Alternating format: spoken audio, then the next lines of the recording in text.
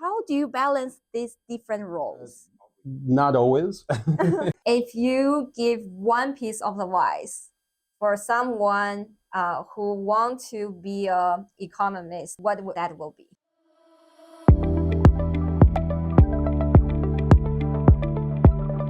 Hi everyone, welcome back to my channel. This is Aubrey. Today I'm honored to invite our Professor Alexandre Mas to share his experience as a professor for data and decision and also his experience as an economist. Professor, do you want to introduce yourself? First of all, thank you for having me on your channel. I'm delighted to be here. As you said, I'm a professor at the Haas School of Business. I'm also an associate dean here. I'm an economist. So, Professor, I'm curious, how do you develop your interest in economy? Is that you always into this area? I've taken a somewhat non-linear path here, or actually fairly linear in some sense, but when I was in college, I was primarily interested in mathematics, but I found mathematics to be, while interesting, something that I had a hard time envisioning myself doing forever because it was too abstract, and economics has a nice balance of quantitative, rigorous analysis dealing with social problems that were interesting to me. And in my own experience, I think that a good teacher can have an incredibly decisive and long-lasting impact on students. And so because of that, I endeavor to do my very best in this role. Now, I have a part of my job where I do teaching and a part of my job where I do research, and then part of my job was administrative. So I juggle multiple things. Okay. So. Yeah. You are also associated dean in Haas, right? Yes. How do you balance these different roles? Not always. So it requires a fair amount of organization and certainly a fair amount of time. I like to think that if I teach in the School of Management that I'm sort of able to manage my own situation. And so, but you know, I have a personal motto, which is, it can say it less politely or more politely. The more polite way of saying it is just get things done. There's a less polite way of saying that too, but that's just get things done. Because you are in the business school and the business talking about how to manage everything, managing people, manage your time, manage the task. Do you think like that helps like to also apply your own life, balance your own roles? I think there's probably some correlation between people who are experts in some domain and then their ability to apply what they do and what they research in their own lives. And yes, so I think to some degree that is true. For myself, I'm working as a full-time job in Amazon, and I'm taking this MBA program. At the same time, I'm running this YouTube channel. So I do feel it's really challenging sometimes to balance, but the business school helped me. You need to do some priority, right? And these different roles influence each other because social is part of the MBA life. And doing the channel is also helping with this social aspect. I mean, there is a lot of time in the day. I mean, I admire the students who I teach who do have other careers while at the same time doing the study. So I feel like I have nothing to complain about. And when I have students, they ask me how they should manage their time. And I guess my view is that there's a lot of time in the day. And you can choose. I mean, you have to make some choices at some point. So you can train for a marathon, or you can go do an MBA. Maybe some people can do both, but you know, there is some flexibility. By looking at your background, I realized like you was in school. You went to the Princeton do your PhD, and then later you also work for governance as an economist. And then you choose back to the school. How's that experience in governance, and also why you decided to come back to academy? When I got into government, the context of that was, and you sort of have to rewind to what things were like in 2008, which is two things were happening. One is that we were in the Great Recession, the financial crisis. And then also it was in the wave of the excitement and enthusiasm for Barack Obama, who was, at that point kind of elected, and it was kind of this momentous election, a lot of excitement. And so it was the combination of a lot of excitement for the moment combined with a situation where the economy was in a free fall.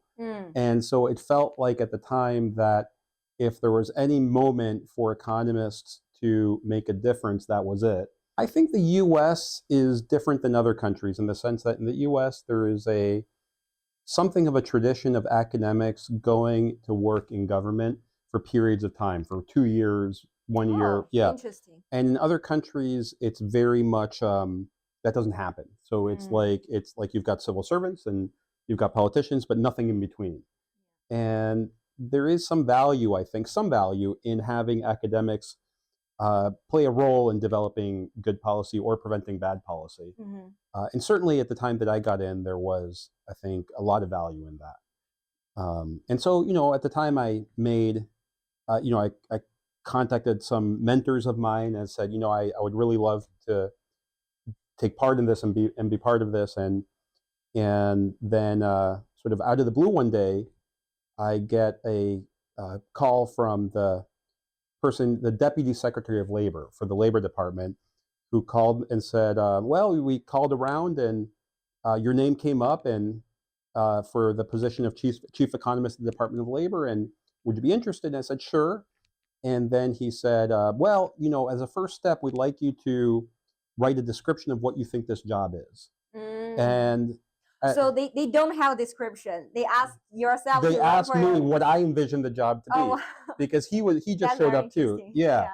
And so I thought to myself, well, I probably won't get this position, so I'm going to write a description that is expansive and powerful, so that whoever does get the position can use this to, have a big role. And so I wrote something that, in retrospect, I'm a little embarrassed about, because I gave this position so much authority that had more power than even the Secretary of Labor, the head of the department.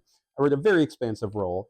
And then, anyways, they called me back, I interviewed, and eventually they offered me a job there with a role that was not quite as expansive as how I described it, but still interesting. So I spent time at the Department of Labor as Chief Economist, and then in my work there, I worked there for a period of time, and in my work there, then eventually they asked me to be Chief Economist at the Office of Management and Budget, which is in the executive office and deals with everything to do with budget and management. And I did that role for a while. Wow, it sounds like very powerful role, because you dealing with all the budget and decide where it's allocated. Well, the Office of Management and Budget is a very powerful office. So it's the nerve center of government. So every agency in the U.S. government has to write a budget. But all the budget parameters and all budget approvals have to pass through this office, and this office has a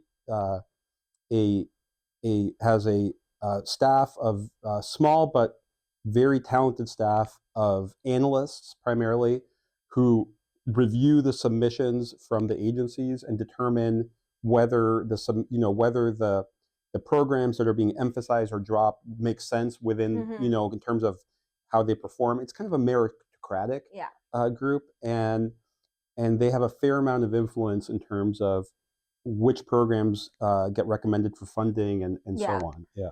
And so at that time, like, you was in Haas, and then you transit your role in your governance. At the same time, you are applying the theory to the reality, and it will be enforced immediately. So have you ever hesitated if this will really work? Because previously it's just in theory, like in your paper, and then now you trying to make it across the US.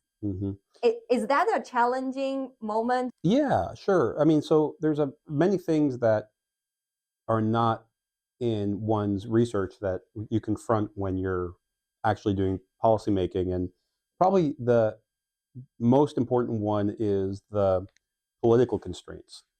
So there's a lot of ideas that one might have about how things should be, but then you quickly get confronted with what Congress is actually willing to do, And that was a common theme. So we would advocate for certain things, and then we'd feel fortunate if we achieved, 1% of what we wanted. My view on this, though, is when I entered this is that my impact, when in whatever role I had, could be moving the needle by not even 1%, 0.5% in one direction or the other, but 0.5% multiplied by the entire U.S. budget is still enormous. Yeah. And so that's kind of how I viewed my contribution. You still feel the achievement, even less than 1%. Yeah, I mean, so in certain areas which were politically challenging, I'm not sure, we may have moved the needle here and there. Yeah.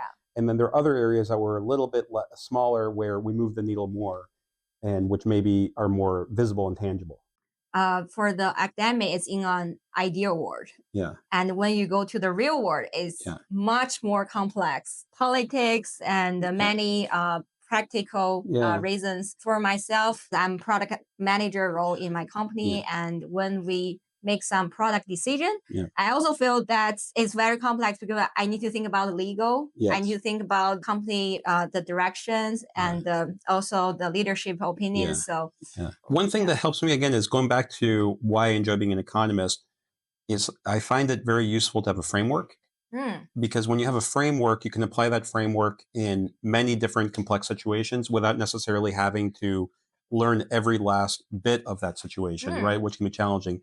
So as an economist, we have a framework, and that framework is it's a well-developed theory, which is in many big cases been tested. And so when you don't have hard evidence on should we go A or B, you have a model, you have a framework that allows you to reason through it and make some decisions which you think are probably okay ones. Is that something like decision tree, or is more? No, more like economic theory. Okay. Well, yeah, like decision tree, like things that you'd learn, like things, economic theory, things that are tell you, basic things that on incentives. So if you're going to provide people incentives in one direction, what do you expect they will do? Weighing that against things about, questions on, tax policy and distribution and so on. Yeah. Back to saying you work for this very important role in governance, and also a special time. You said it's 2008. Is there any policy or the decision you made you would like to share with us at that time, and in what kind of scenario? My role was being as an advisor. At the end of the day, decisions were made either by the heads of the agencies or by the president of the United States or by Congress or something like that. So what I could do is present analysis, a set of facts, and sort of try to influence the direction of the debate based on the work that I did. Yeah. And an example of where that was done was in the context of unemployment insurance. So there was a big debate at the time as to, we had unemployment rates approaching 10%.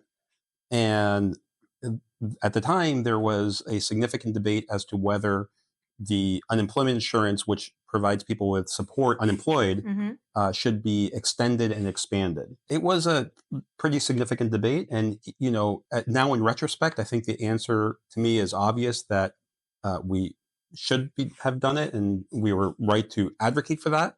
But even then, there were people who were concerned about inflation, which in retrospect at the time, there wasn't inflation. There wasn't going to be inflation, but there were still those concerns. And also bad incentives. So the idea that if we provide people with unemployment insurance, that they will have less of a incentive to search for work. Now, the kind of the obvious response for that period of time is that there were simply no jobs.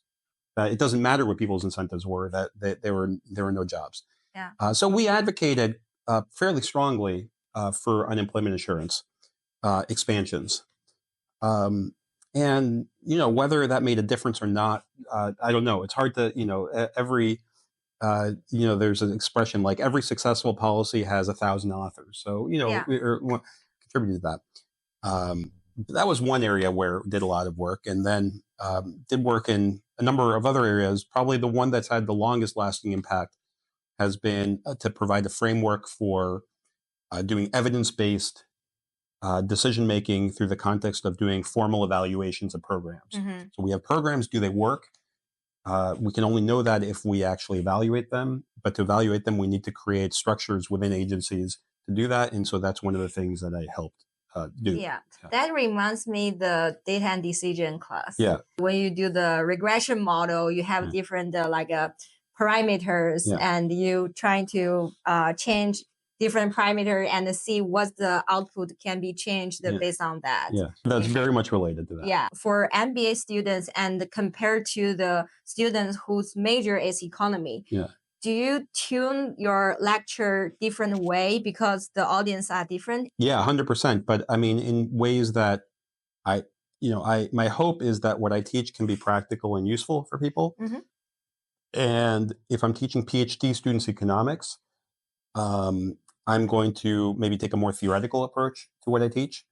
If I'm teaching MBAs, I'm going to take an approach which recognizes that everything I do, in some senses, what I teach is just as challenging, but takes a slightly more applied perspective. Do you think it will eventually solve all the society problem by these economy policies? Or you think there are other factors need to be solved combining these policies? I think that economic policy can solve some problems, but certainly not all problems. Mm-hmm. And, there's, I think that if you try to use government to solve every problem, you'll create even more problems. Yeah. So I tend to think that there is one has to be kind of disciplined in thinking about when to use public policy tools to solve problems. And for example, there we can focus on things like when there's market failures. Okay, so market failures, there's kind of a clear reason for acting. And another question is AI is transforming people's habits right now, even when in school, like students using the AI to help their study, the professor using AI to help with the lectures. As a professor who get close with data, and AI is based on the data, right? Yeah. How do you see the future of AI?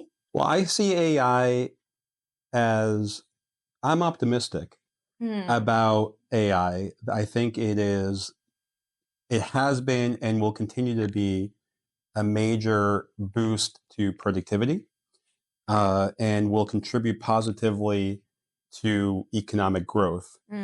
I think that we can look at many domains. Right now, I think it's probably still in the not mainstream consumers are using it, but certainly in like the developer space, which you're familiar with, it's been, I think, hugely important. Yeah. And I just think there's so many possible applications that are kind of productivity improving that it's exciting. I view it as a tool largely.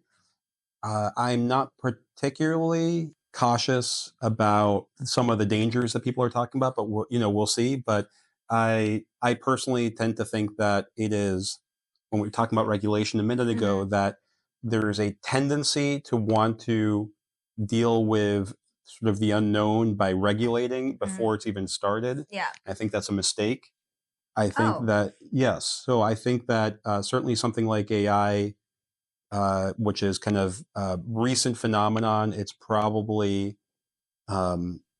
better to let it develop. And once it becomes mature and we better understand where the problems are, then think about possible regulations.